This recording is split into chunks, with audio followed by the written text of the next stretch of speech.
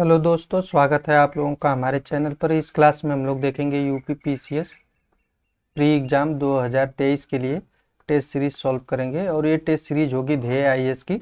इसके पहले भी हम लोग ध्येय आईएएस की टेस्ट सीरीज को सॉल्व कर चुके हैं, उसके 30 प्लस लेक्चर हो चुके हैं। उसकी एक प्लेलिस्ट बनी हुई है चैनल पर, आप लोग जाकर देख लीजिए। उसमें दृष्टि का भी टेस्ट सीरीज कराया गया है। और इस चैनल पर एक यूपी स्पेशल टॉपिक कराया गया है, छोटे छोटे वीडियो हैं 5 से 10 मिनट के, रिवीजन के लिए बनाया गया है। आप लोग उसको भी देख लीजिएगा। आइए देखते हैं आज का पहला क्वेश्चन। तो 1918 में टेक्सटाइल लेबर एसोसिएशन की स्थापना किसने की थी? तो ये पूछा जा रहा है कि 1918 में टेक्सटाइल लेबर एसोसिएशन की स्थापना किसके द्वारा की गई थी? बीपी वाडिया, महात्मा गांधी, लाला लाजपत राय, मदन मोहन मालवीय। तो इसका सही आंसर क्या हो जाएगा? वीडियो को पॉज करके आप लोग खुद से भी आंसर करते रहेंगे। ये मॉडर्न हिस्ट्री की आज तीसरी क्लास है। इसके पहले भी 2 लेक्चर हो चुके हैं, मॉडर्न हिस्ट्री के ही क्वेश्चन कराए गए हैं। अगर आप लोगों ने नहीं देखा है तो देख लीजिए, पिछले वाले वीडियो में पड़ी होगी, प्लेलिस्ट बनी हुई है उसकी। इन तीनों वीडियो को देखने के बाद मॉडर्न हिस्ट्री के सारे क्वेश्चन आप लोगों के सॉल्व हो जाएंगे, पूरे टॉपिक का रिवीजन हो जाता है यहाँ पे। तो इसका सही आंसर हो जाएगा महात्मा गांधी। महात्मा गांधी के द्वारा टेक्सटाइल लेबर एसोसिएशन की स्थापना 1918 में की गई थी। और जो है कि उस समय की ये सबसे बड़ी ट्रेड यूनियन थी। उस समय की सबसे बड़ी ट्रेड यूनियन थी उस समय। और इसमें करीब जो है कि 14,000 लोग शामिल थे। और ये कहाँ पर की गई थी? तो ये अहमदाबाद में।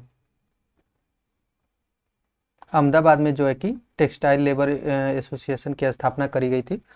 तो यहाँ पे बी ऑप्शन सही हो जाएगा। आइए अगले क्वेश्चन पर चलते हैं। अगला क्वेश्चन दिया है, निम्नलिखित कथनों पर विचार करें। गांधी जी ने 1917 में अहमदाबाद के पास साबरमती आश्रम की स्थापना की। और दूसरा कथन दिया है, सन 1918 में अहमदाबाद में मजदूरों की हड़ताल के समर्थन में गांधी जी ने आमरण अनशन किया। तो सत्य कथन है। सत्य असत्य को बड़े ध्यान से पढ़ना चाहिए, कभी कभी असत्य पूछ लेता है, लेकिन क्वेश्चन ध्यान से न पढ़ने पर गलत हो जाते हैं।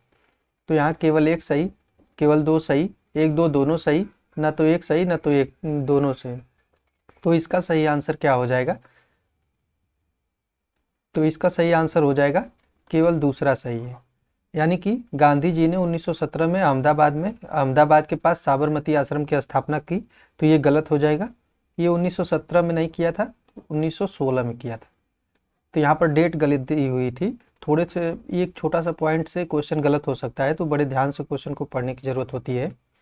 और यहाँ पे जो है कि ये सही हो जाएगा। गांधी जी ने 1916 में अहमदाबाद के पास साबरमती आश्रम की स्थापना की। तो 1916 होता तो सही होता, पहला गलत हो जाएगा। 1918 में अहमदाबाद में मजदूरों की हड़ताल के लिए समर्थन में गांधी जी ने आमरण अनशन किया था। तो ये बिल्कुल सही हो जाएगा। जो गांधी जी आए, जब दक्षिण अफ्रीका से वापस आए 1915 में, तो ये जो है कि 1 साल तक कोई कार्य नहीं किए। लेकिन 1917 में पहला ये जो कि आंदोलन चलाए थे, चंपारण वाला आंदोलन चलाए। उसके बाद जो है कि उस 1918 में 2 आंदोलन किए इन्होंने। तो जिसमें से पहला था अहमदाबाद जो मजदूरों के लिए किया था, 1918 में ही किया था। उसके बाद जो है कि 1918 में ही खेड़ा आंदोलन जो है कि 1918 में किया था इन्होंने। और उसके बाद जो है कि 1920 में असहयोग आंदोलन। तो इस प्रकार इनके जो है कि आंदोलनों का क्रम कभी कभी पूछ लेता है महात्मा गांधी के, कि सबसे पहले किस आंदोलन को किया था। तो यहाँ पे चंपारण हो जाएगा सबसे पहले, उसके बाद जो है कि अहमदाबाद, फिर उसके बाद खेड़ा, फिर असहयोग आंदोलन। तो यहाँ पे केवल बी सही हो जाएगा। आइए अगले क्वेश्चन पर चलते हैं।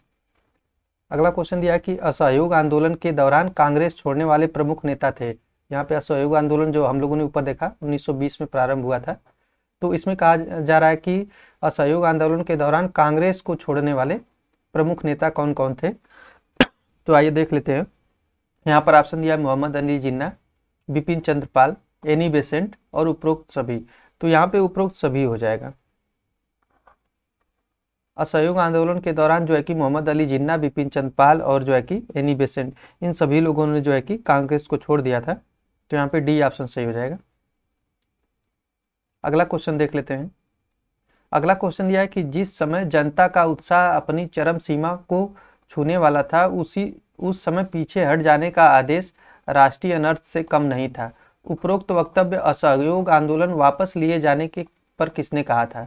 तो ये जो कहा जा रहा है कि जिस समय जनता का उत्साह अपनी चरम सीमा को छूने वाला था, उस समय पीछे हट जाने का आदेश राष्ट्रीय अनर्थ से कम नहीं था। तो ये जो असहयोग आंदोलन प्रारंभ हुआ था 1 अगस्त 1920 को प्रारंभ हुआ था, और जो है कि यहाँ पे 5 फरवरी 1922 को चौरी चौरा कांड हो जाता है। ये गोरखपुर में है। यहाँ पे जो है कि कुछ क्रांतिकारी जो है कि अंग्रेज पुलिस को जो है कि जिंदा थाने में जला देते हैं। उसके बाद जो है कि इस अहिंसक घटना के कारण गांधी जी जो है कि 11 फरवरी 1922 को असहयोग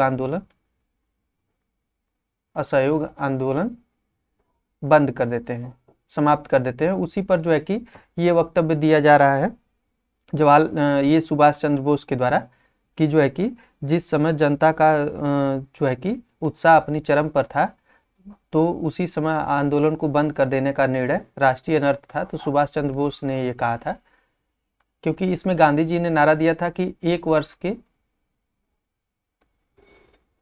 भीतर आज़ादी दिलाने का।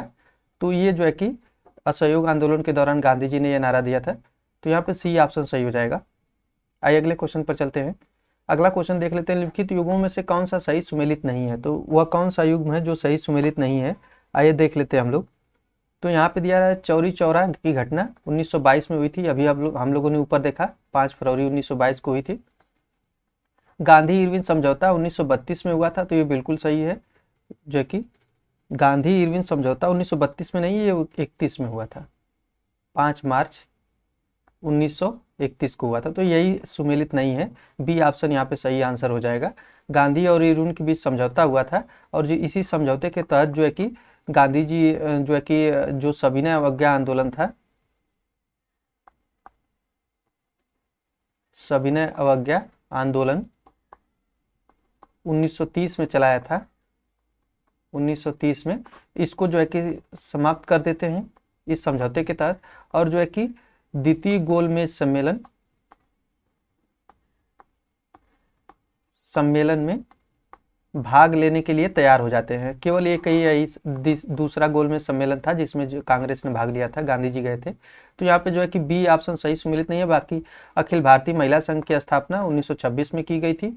स्वराज पार्टी की स्थापना 1923 में इलाहाबाद में की गई थी, इलाहाबाद में। और इसके संस्थापक कौन थे? तो ये भी पूछा जाता है। तो मोतीलाल नेहरू और CR दास थे। इन दोनों लोगों ने जो है कि स्वराज पार्टी की स्थापना की थी 1923 में इलाहाबाद में। तो यहाँ पे बी ऑप्शन सही हो जाएगा, यही सही सुमेलित नहीं था। आइए अगले क्वेश्चन पर चलते हैं। तो फ्रेंड्स, अगर वीडियो पसंद आ रहे तो प्लीज़ चैनल को आप लोग जरूर सब्सक्राइब करें और वीडियो को शेयर भी कर दिया करें।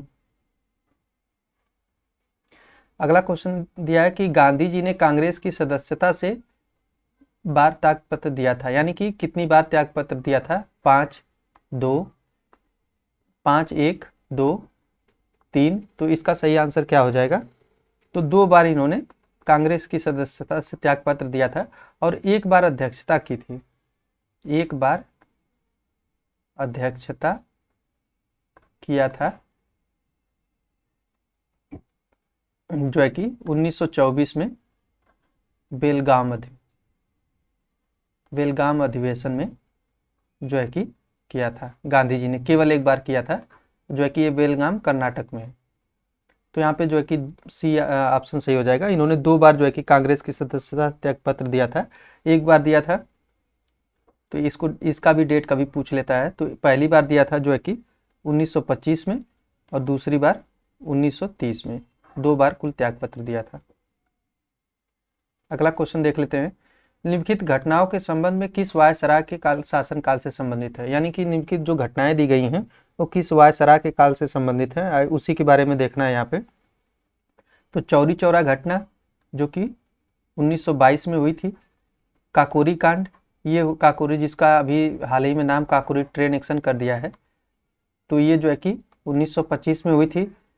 और जो है कि जो ये दिया गया है सिविल सेवाओं में दिल्ली और लंदन में एक साथ परीक्षा की व्यवस्था की गई थी, ये किया गया था 1923 में। तो ये सभी जो है कि घटनाएं किसके शासनकाल में हुई थी? तो इस समय जो है कि शासनकाल था लॉर्ड रीडिंग का। डी सी ऑप्शन सही हो जाएगा। लॉर्ड रीडिंग उस समय शासन गवर्नर जनरल था और इसका कार्यकाल कब से कब तक था? तो 1921 से 1926 के मध्य। तो इस प्रकार अगर हम लोग देखते हैं 1921 और 26 के मध्य, ये 1922 में, 1925 में और 1923 में, ये सभी घटनाएं जो है कि लॉर्ड रीडिंग के काल में हुई थी। अगला क्वेश्चन देख लेते हैं कौन सा दिया गया है। तो निम्नलिखित कथनों में से कौन सा एक भारत शासन अधिनियम, तो भारत शासन अधिनियम ये 1909 है, के संबंध में सत्य नहीं है। 1909 के संबंध में सत्य नहीं है, उसी के बारे में यहाँ पर बताना है। तो आइए देखते हैं हम लोग। तो यहाँ पर दिया जा रहा है कि महिलाओं को मताधिकार का अधिकार प्रदान किया गया। तो जो महिलाओं को मताधिकार का प्रदान किया गया था, तो ये सही हो जाएगा। और जो है कि भारत सचिव को महालेखा परीक्षक की नियुक्ति का अधिकार प्रदान किया गया, यह भी सही हो जाएगा। और केंद्रीय बजट को राज्य बजट से पृथक कर दिया गया, तो ये भी सही हो जाएगा। केंद्रीय बजट को राज्य बजट से पृथक कर दिया गया। और जो है कि यहाँ पे दिया है भारतीय सदस्यों को पूरक प्रश्न पूछने का अधिकार प्रदान किया गया, तो यही गलत हो जाएगा, यही सही सत्य नहीं है। क्योंकि जो पूरक प्रश्न पूछने का अधिकार दिया गया था, ये दिया गया था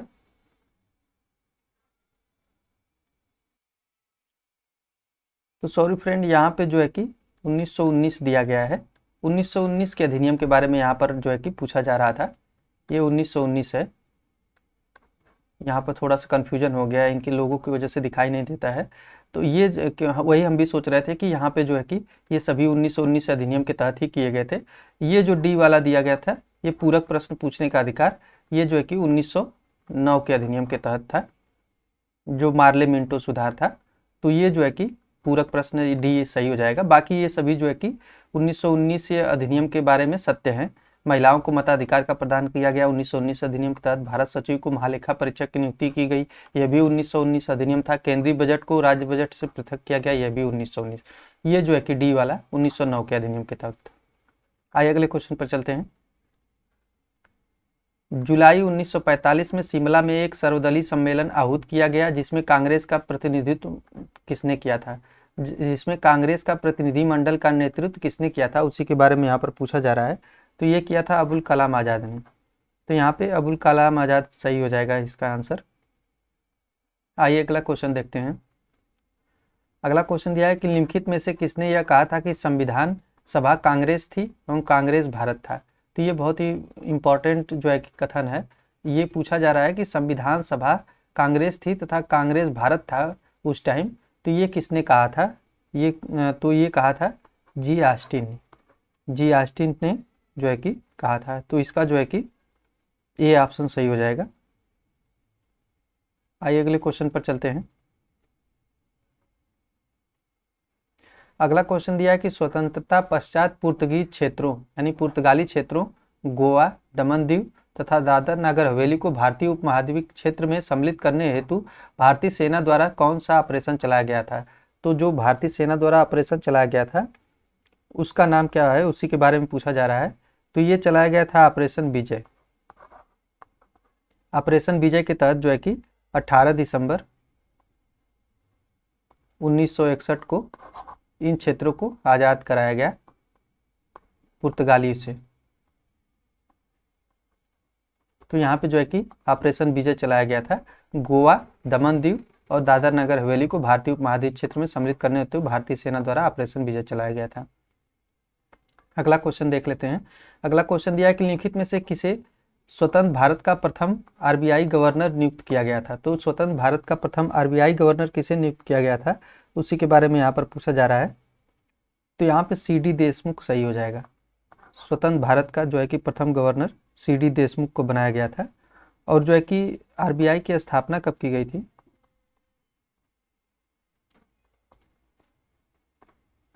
तो ये 1935 में की गई थी। और प्रथम जो इसके गवर्नर बने थे,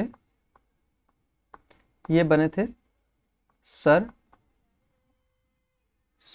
ऑसबॉर्न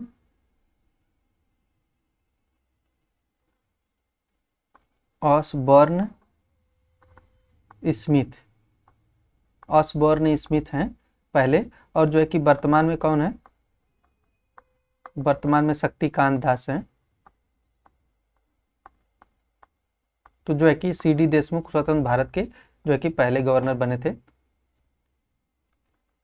अगला क्वेश्चन दिया है कि कांग्रेस किस अधिवेशन में राष्ट्रीय नियोजन समिति का गठन हुआ। कांग्रेस के किस अधिवेशन में राष्ट्रीय नियोजन समिति का गठन हुआ था, तो ये हुआ था हरिपुरा अधिवेशन में।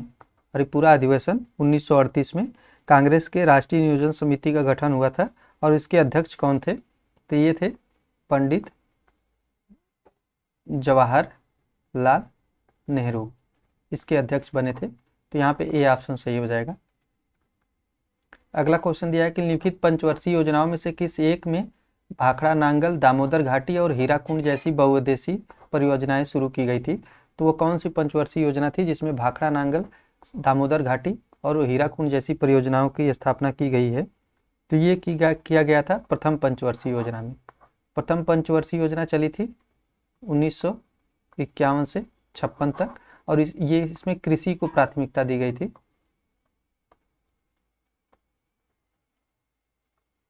कृषि को प्राथमिकता दी गई थी प्रथम पंचवर्षीय योजना में, और द्वितीय में जो है कि भारी उद्योगों को प्राथमिकता दी गई थी। तो यहाँ पे जो है कि प्रथम पंचवर्षीय योजना सही हो जाएगा।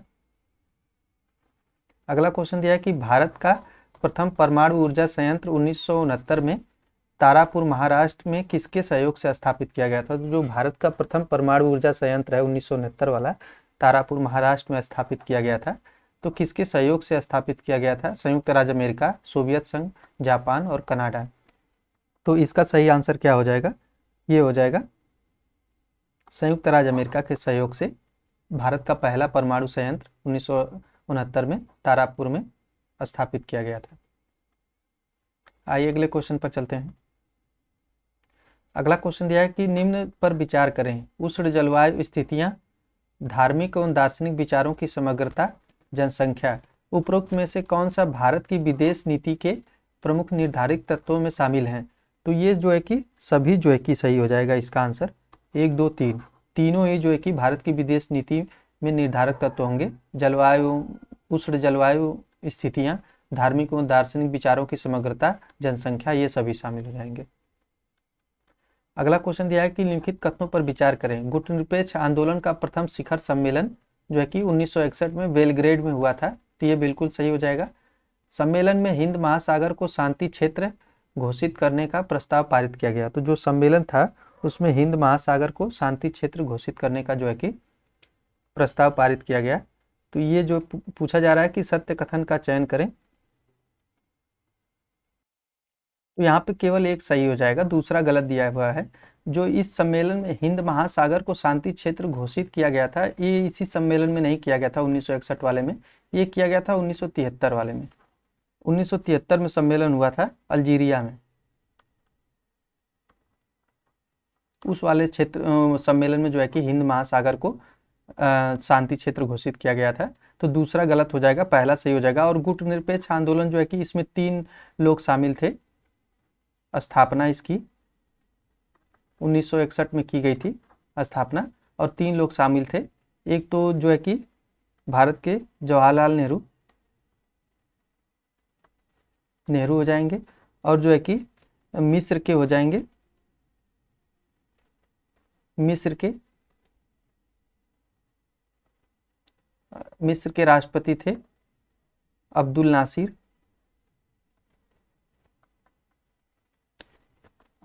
हो जाएंगे। और तीसरे व्यक्ति कौन थे, तो ये यूगोस्लाविया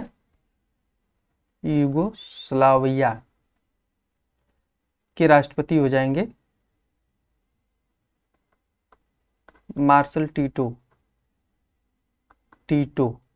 तो ये तीनों लोगों ने जो है कि गुटनिरपेक्ष आंदोलन की स्थापना करी थी 1961 में। तो यहाँ पे जो है कि केवल पहला सही है। आइए अगला क्वेश्चन देख लेते हैं। भारतीय इतिहास के संदर्भ में लिखित घटनाओं पर विचार करें। तो भारतीय इतिहास के संबंध में लिखित घटनाओं पर विचार करने के लिए पूछा जा रहा है। तो आइए देखते हैं हम लोग। तो कामागाटू प्रकरण ये 1914 में हुआ था। और जो है कि गांधी जी का भारत आगमन ये 1915 में हुआ था। और होम रूल लीग की स्थापना 1916 में हुई थी, जिसमें दो लोग थे, एनी बेसेंट और जो है कि बाल गंगाधर तिलक। तो जो है कि गांधी जी का आगमन, तो सबसे पहले इसमें जो हो जाएगा कामागाटो प्रकरण हो जाएगा, इसको कालक्रम के अनुसार व्यवस्थित करना है। फिर उसके बाद गांधी जी वापस आएंगे, फिर उसके बाद होम रूल लीग आंदोलन। तो 1 2 3 सही हो जाएगा, तो यहाँ पे सी ऑप्शन सही हो जाएगा। आइए देख लेते हैं अगला क्वेश्चन। तो अगला क्वेश्चन दिया है कि गलत सुमेल है। तो इसमें संगठन और संस्थान दिए गए हैं और उसकी स्थापना वर्ष दिया गया है, तो इसी के बारे में पूछा जा रहा है कि कौन सा गलत सुमेल है।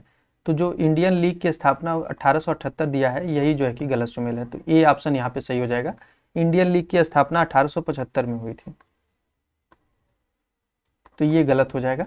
पहला ये आंसर सही हो जाएगा, ये ऑप्शन। बाकी लैंड होल्डर सोसाइटी 1838 में, ये सही है।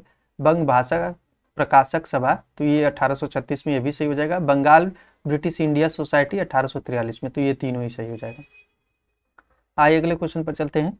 अगला क्वेश्चन दिया है कि निम्नलिखित में से किसे भारत और किस देश की मध्य सीमा विवाद को हल करने के लिए 1962 में कोलंबो समझौता योजना लाई गई थी।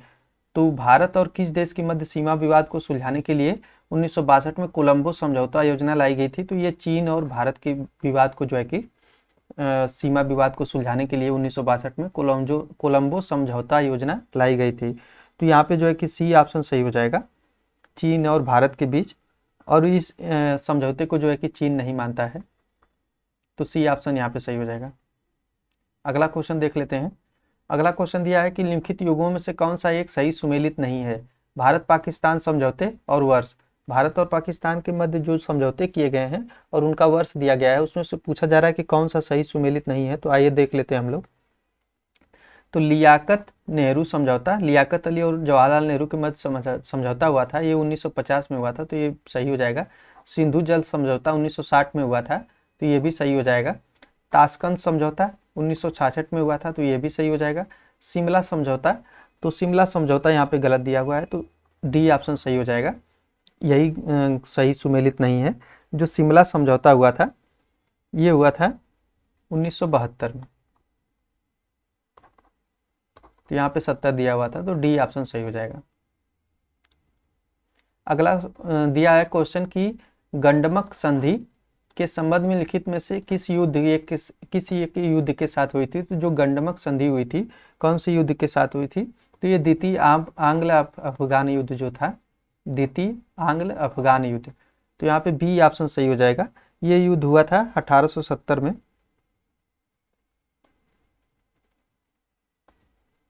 1878 से 80 के मध्य। तो इस समय जो है कि लॉर्ड लिटन का जो है कि कार्यकाल था, तो इसी के समय जो है कि ये संधि हुई थी। तो यहाँ पे जो है कि बी ऑप्शन सही हो जाएगा। अगला क्वेश्चन देख लेते हैं। अगला क्वेश्चन दिया है कि निम्नलिखित में से किस एक गवर्नर जनरल ने पुलिस व्यवस्था में सुधार हेतु एंड्रूज फ्रेजर की अध्यक्षता में एक पुलिस आयोग का गठन किया गया था। तो ये एक पुलिस आयोग का गठन किया गया था एंड्रूज फ्रेजर की अध्यक्षता में। ये लॉर्ड कर्जन का कार्यकाल था। लॉर्ड कर्जन के कार्य में ये हुआ था 1902 में। ये जो एंड्रूज फ्रेजर पुलिस सुधार आयोग आया था 1902 में आया था। ये कई बार एग्जाम में पूछा गया है, तो आप लोग इसको विशेष रूप से नोट करेंगे। इसमें जो है कि पुलिस बल की संख्या बढ़ाना, पुलिस अधिकारियों की सीधी नियुक्ति, उनके वेतन एवं प्रशिक्षण आदि की सिफारिश करी गई थी। आइए अगले क्वेश्चन पर चलते हैं। अगला क्वेश्चन देख लेते हैं। अगला क्वेश्चन दिया है कि निम्नलिखित कथनों में से कौन सा एक असहयोग आंदोलन के संबंध में सत्य है। तो असहयोग आंदोलन के बारे में पूछा जा रहा है कि कौन सा एक कथन सत्य है। जैसा कि पता है कि असहयोग आंदोलन की जो शुरुआत की गई थी 1920 में की गई थी महात्मा गांधी जी द्वारा। तो इस आंदोलन में कहा जा रहा है कि इस आंदोलन के संबंध में महात्मा गांधी 1 वर्ष में स्वराज का नारा दिया था। तो अभी हम लोगों ने ऊपर देखा कि जो है कि महात्मा गांधी ने जो है कि 1 वर्ष में स्वराज का नारा जो है कि दिया था असहयोग आंदोलन में। इस आंदोलन में 1 करोड़ रुपए तिलक स्वराज फंड की स्थापना की गई थी। तो जो तिलक स्वराज फंड की स्थापना करी गई थी, उसमें जो है कि बहुत ही कम समय में बहुत अधिक पैसे इकट्ठा हो गए थे, 1 करोड़ रुपए इकट्ठा हुए थे। उस टाइम के लिए ये बहुत ही बड़ा अमाउंट है, 1 करोड़ रुपया। और जैसा कि पता है कि जो है कि जो बाल गंगाधर तिलक थे, जैसा ही असहयोग आंदोलन प्रारंभ हुआ, ठीक उसके तुरंत सुबह ही 1 अगस्त 1920 को इनकी डेथ हो गई, बाल गंगाधर तिलक की। तो ये तिलक फंड जो है कि स्थापना की गई थी, जो उसमें 1 करोड़ रुपए इकट्ठा हुए थे, ये सही हो जाएगा। भारतीय राष्ट्रीय कांग्रेस के नागपुर अधिवेशन में इस आंदोलन का प्रस्ताव पारित किया गया था। जो नागपुर अधिवेशन 1920 में हुआ था, उसी में जो है कि इस आंदोलन का प्रस्ताव पारित हुआ था, तो ये भी सही हो जाएगा। तो उपरोक्त सभी कथन सही हैं, डी ऑप्शन सही हो जाएगा, सभी कथन सही दिए हुए थे। आइए अगले क्वेश्चन पर चलते हैं फ्रेंड्स। तो फ्रेंड्स, अगर वीडियो पसंद आ रहे हो तो प्लीज़ आप लोग चैनल को जरूर सब्सक्राइब करें, आप लोगों से रिक्वेस्ट है, और शेयर भी किया करें। लिखित युगों में से कौन सा एक सही सुमेलित नहीं है? तो कौन सा एक सही सुमेलित नहीं है, उसी के बारे में पूछा जा रहा है। तो जो फराजी आंदोलन हुआ था, वो हुआ था 1819 में, तो ये बिल्कुल सही है। और ये जो है कि किस क्षेत्र में हुआ था? तो बंगाल। और इनका नेतृत्व भी कभी कभी पूछ लेता है, तो हाजी शरीयतुल्लाह।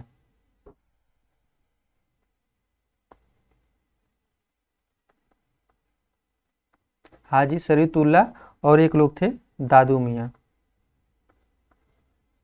तो इन दोनों लोगों ने नेतृत्व किया था इसका। जो तायूनी आंदोलन है, ये 1890 में नहीं हुआ था, तायूनी आंदोलन हुआ था 1839 में। तो यही सही सुमेलित नहीं है, तो बी ऑप्शन सही हो जाएगा। और ये जो है कि ढाका में हुआ था, जो बांग्लादेश वाला है, ढाका क्षेत्र में। और इसके नेतृत्व किसने किया था? तो करामत अली। और बाकी अलीगढ़ आंदोलन 1875 में हुआ था, ये सही है। और इसका नेतृत्व किसने किया था? ये अलीगढ़ वाले क्षेत्र में था, यूपी के। और जो है कि इसका नेतृत्व किया था सर सैयद अहमद खां।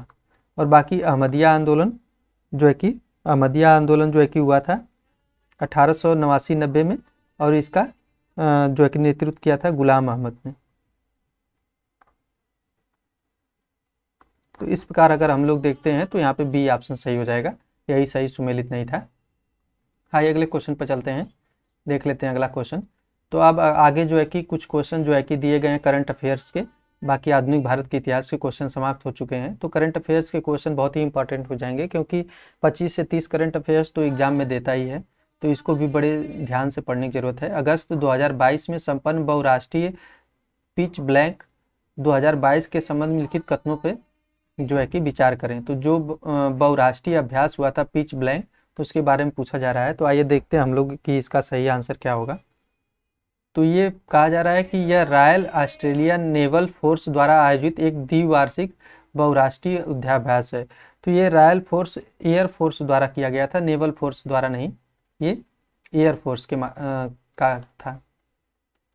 तो पहला जो है कि गलत हो जाएगा। इसका आयोजन डार्विन यानी कि ऑस्ट्रेलिया में किया गया था, तो ये सही हो जाएगा। दूसरा सही है, पहला गलत है।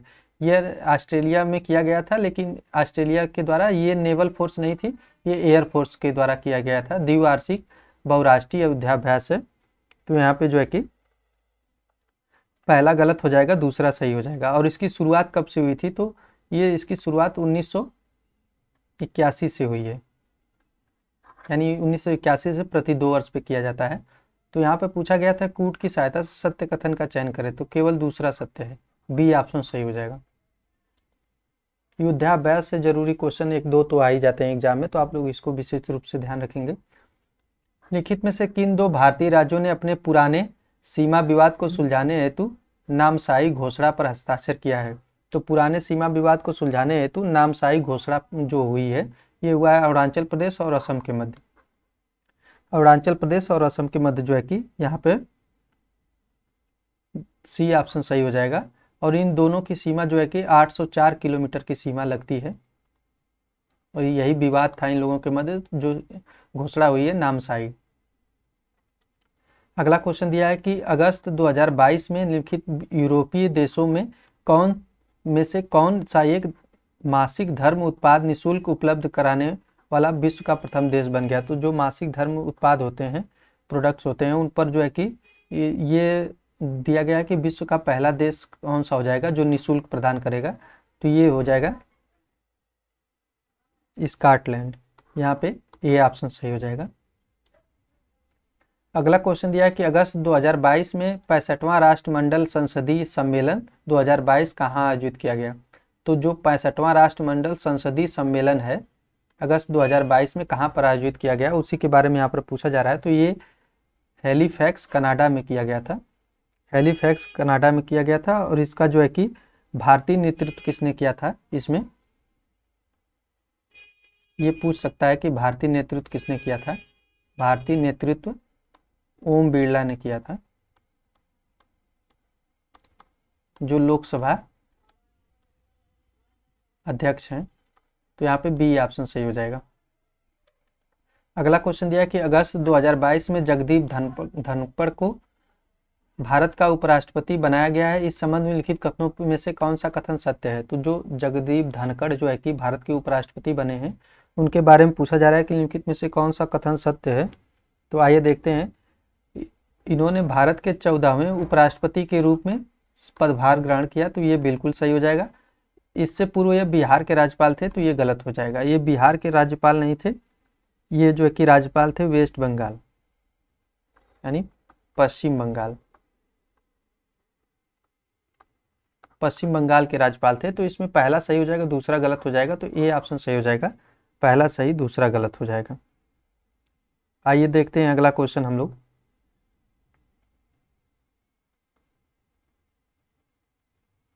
अगला क्वेश्चन दिया है कि निम्नलिखित में से किसके द्वारा लॉकडाउन लिरिक्स नामक पुस्तक लिखी गई है। तो लॉकडाउन लिरिक्स नामक पुस्तक किसके द्वारा लिखी गई है। तो ये लिखी गई है संयुक्ता दास के द्वारा।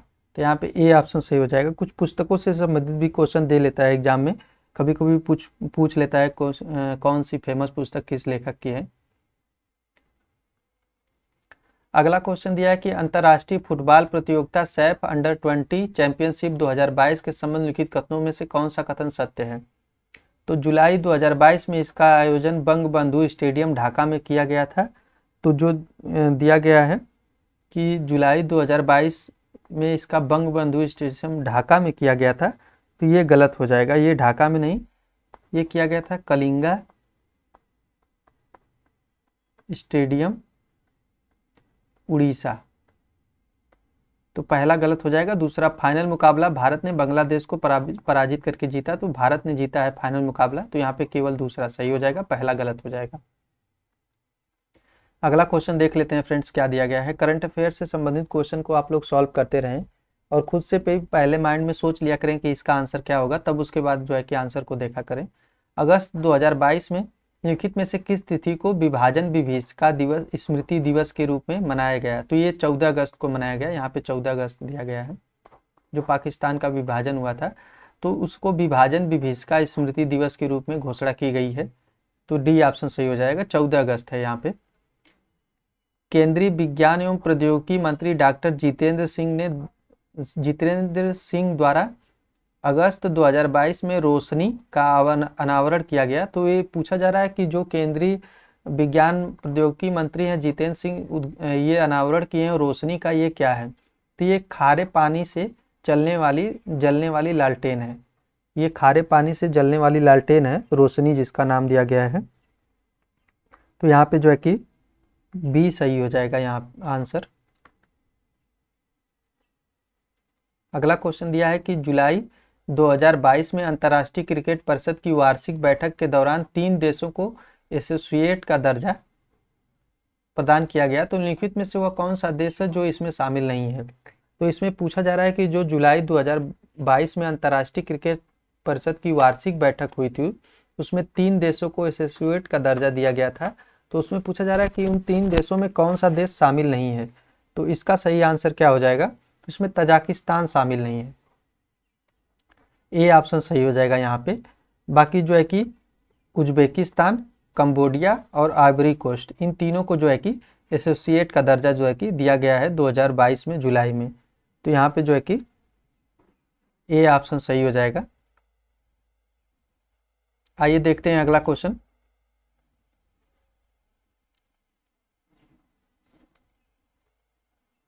अगला क्वेश्चन दिया है कि आम लोगों को भूजल संरक्षण के प्रति संवेदनशील बनाने के लिए उत्तर प्रदेश सरकार द्वारा भूजल सप्ताह कब मनाया गया।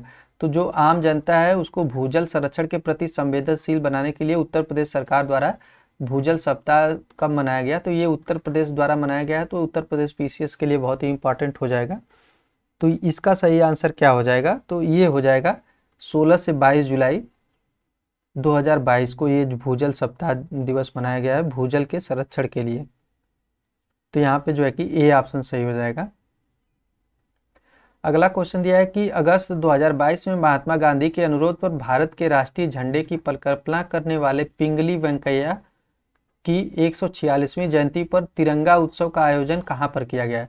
तो जो अगस्त 2022 में महात्मा गांधी के कहने पर अनुरोध पर भारत के राष्ट्रीय झंडे की परिकल्पना जो किए थे पिंगली वेंकैया की 146वीं जयंती पर तिरंगा उत्सव जो है कि आयोजन कहाँ पर किया गया था, उसी के बारे में पूछा जा रहा है। तो ये तिरंगा उत्सव जो है कि आयोजन किया गया था नई दिल्ली में। ए ऑप्शन सही हो जाएगा, यहाँ पे नई दिल्ली इसका सही आंसर हो जाएगा।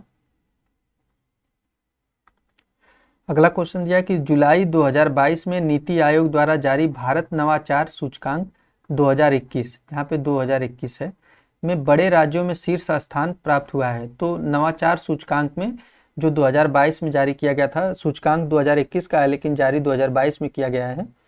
तो इसमें बड़े राज्यों में शीर्ष स्थान किसका है उसी के बारे में पूछा जा रहा है। तो इसमें बड़े राज्यों में इसका सही आंसर हो जाएगा कर्नाटक। बड़े राज्यों में कर्नाटक शीर्ष स्थान पर हो जाएगा और इस सूचकांक में उत्तर प्रदेश को 7वां स्थान मिला है। यूपी पीसीएस का एग्जाम है तो यूपी स्पेशल पर ज़्यादा फोकस किया गया जाएगा। और बड़े राज्यों में निम्नतम स्थान, ये शीर्ष स्थान तो कर्नाटक को, निम्नतम तो ये मिला है छत्तीसगढ़ को। तो यहाँ पे जो है कि उच्चतम कर्नाटक, निम्नतम जो है कि छत्तीसगढ़ हो जाएगा और जो है कि उत्तर प्रदेश का 7वां हो जाएगा। अगला क्वेश्चन दिया है कि रानिल विक्रम सिंह ने जुलाई 2022 में भारत के किस पड़ोसी देश के नए राष्ट्रपति के रूप में पदभार ग्रहण किया है। तो ये श्रीलंका हो जाएगा। यहाँ पर जो है कि श्रीलंका आंसर इसका सही हो जाएगा। और इन्होंने किसका स्थान लिया है, तो गोटाबाया राजपक्षे के स्थान पर ये बने हैं नए राष्ट्रपति जो है कि रानिल विक्रमसिंघे, श्रीलंका के राष्ट्रपति, जुलाई 2022 में। अगला क्वेश्चन दिया है कि जुलाई 2022 में विश्व के सबसे तेज सुपर कंप्यूटरों को की टॉप 500 की सूची में किस देश के सुपर कंप्यूटर को फ्रंटियर को प्रथम स्थान मिला है। तो ये कहा जा रहा है कि जुलाई 2022 में जो 500 लिस्ट जारी की गई थी सुपर कंप्यूटर की, उसमें किस देश का जो फ्रंटियर है ये प्रथम स्थान पर है। तो ये यूएसए का है। यूएसए का फ्रंटियर पहले स्थान पर है और इसमें जापान का दूसरे स्थान पर था, जापान का दूसरे पर था। और इसका नाम क्या था जो जापान का था, तो इसका नाम हो जाएगा कुमाकू, कुमाकू हो जाएगा। और भारत का जो है कि हो जाएगा, भारत का एक इसमें शामिल किया गया था परम सिद्धि।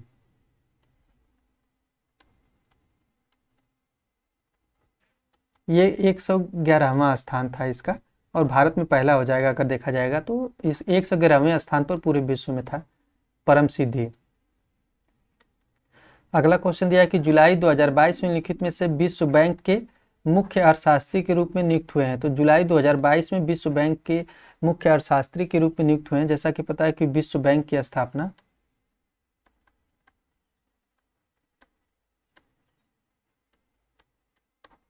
1945 में हुई है। तो यहाँ पर पूछा जा रहा है कि मुख्य अर्थशास्त्री के रूप में किसे नियुक्त किया गया है, उसी के बारे में यहाँ पर पूछा जा रहा है। तो ये इंदरमीत गिल को जो है कि मुख्य अर्थशास्त्री के रूप में नियुक्त किया गया है। तो इन्होंने जो है कि स्थान किसका लिया है, किसके स्थान पर,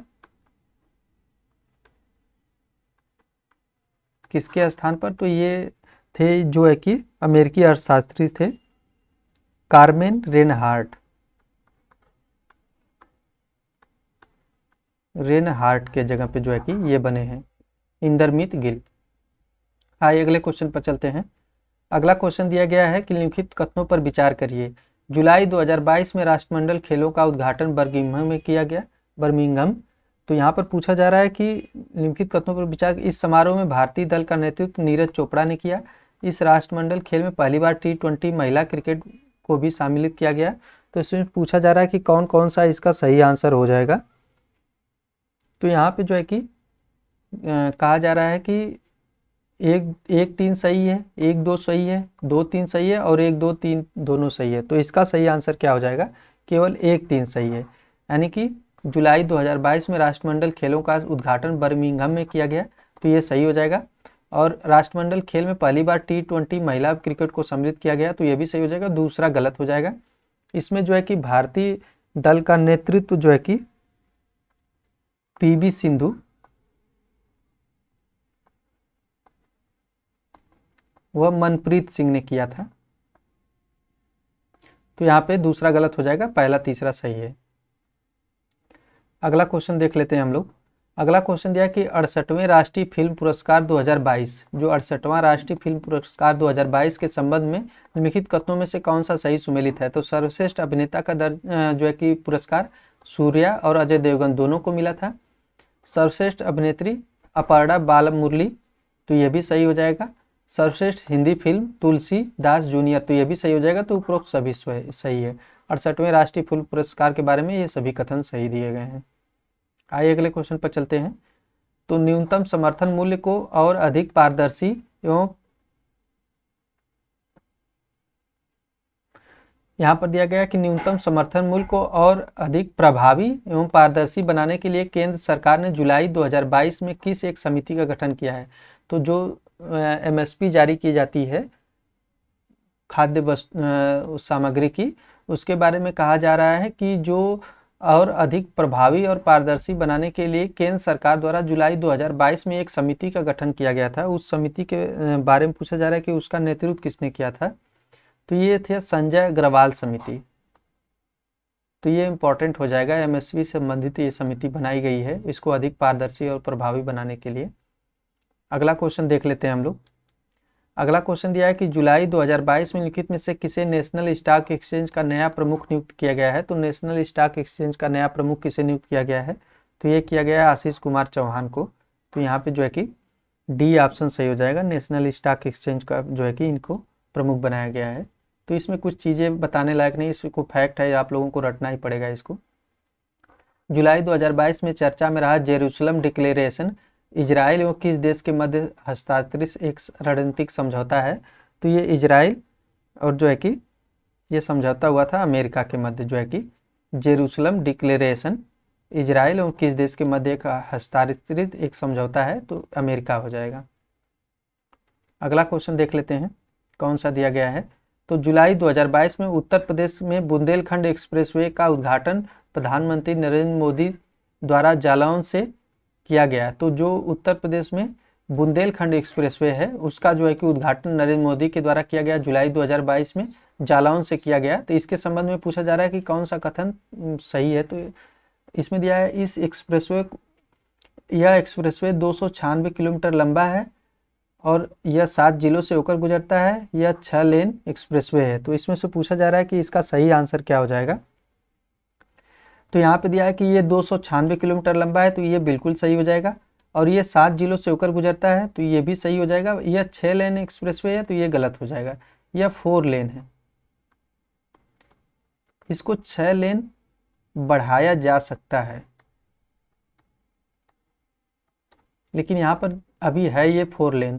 तो ये तीसरा गलत हो जाएगा। तो पहला दूसरा सही हो जाएगा। और इसका उद्घाटन नरेंद्र मोदी जी के द्वारा किया गया, जालौन से किया गया है। और ये 7 जिलों से होकर गुजरेगा। तो इन 7 जिलों के बारे में पूछ सकता है कि कौन कौन से जिले हैं। तो आइए देख लेते हैं हम लोग कि कौन कौन से जिले हो जाएंगे। तो ये चित्रकूट, महोबा, बांदा, जालौन, हमीरपुर, औरैया और इटावा।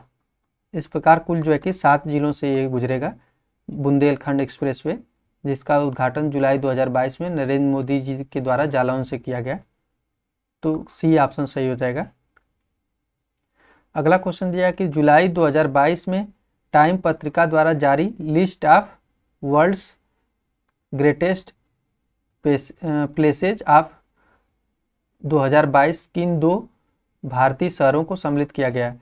तो यहाँ पर जुलाई 2022 में टाइम पत्रिका द्वारा जारी list of world 50 greatest places of 2022 के नाम से, तो इसमें जो है कि अहमदाबाद और केरल को शामिल किया गया था। तो ये इंपॉर्टेंट हो जाएगा कि भारतीय जो है कि शहर दो शामिल किए गए हैं, अहमदाबाद और केरल। अगला क्वेश्चन दिया है कि विश्व आर्थिक फोरम द्वारा जारी जेंडर गैप रिपोर्ट 2022 में भारत का स्थान क्या था। तो जो वर्ल्ड इकोनॉमिक फोरम द्वारा जारी की जाती है जेंडर गैप रिपोर्ट, उसके बारे में भारत का स्थान पूछा जा रहा है। तो इसका सही आंसर क्या हो जाएगा, 135वां भारत का स्थान है। और पहले स्थान पर कौन है ये भी पूछ सकता है, पहले स्थान पर कौन सा हो जाएगा। तो पहले स्थान पर हो जाएगा आइसलैंड। इसमें केवल 2 ही चीज़ें पूछी जाती हैं कि कौन जारी करता है, तो वर्ल्ड इकोनॉमिक फोरम, और जो है कि और पूछता है कि भारत की रैंक क्या है, तो 135 हो जाएगी। जितने भी इंडेक्स और सूचकांक होते हैं सभी में जो है कि यही पूछा जाता है कि किसके द्वारा जारी किया जाता है और पहले स्थान पर कौन सा देश है और भारत का रैंक क्या है। यही 2-3 चीज़ें मोस्टली पूछी जाती हैं। अगला क्वेश्चन दिया है कि संयुक्त राष्ट्र द्वारा जारी वर्ल्ड पॉपुलेशन प्रॉस्पेक्टस रिपोर्ट 2022 में किस वर्ष तक भारत को विश्व के सबसे अधिक आबादी वाले देश चीन से आगे निकल जाना अनुमानित है। तो भारत की जनसंख्या चीन से अधिक हो जाएगी, तो उसमें पूछा जा रहा है ये 2023 तक हो जाएगा, ये रिपोर्ट में यही कहा गया है। तो 2023 इसका सही आंसर हो जाएगा। तो फ्रेंड्स, इस प्रकार हम लोगों ने कुल 150 क्वेश्चन को सॉल्व कर लिया है। इसके अगले वाले वीडियो में जो है कि दूसरी टेस्ट सीरीज को हम लोग सॉल्व करेंगे। तो आप लोग वीडियो को लाइक और शेयर कर दीजिए और प्लीज़ चैनल को जरूर सब्सक्राइब करें आप लोग। Thank you.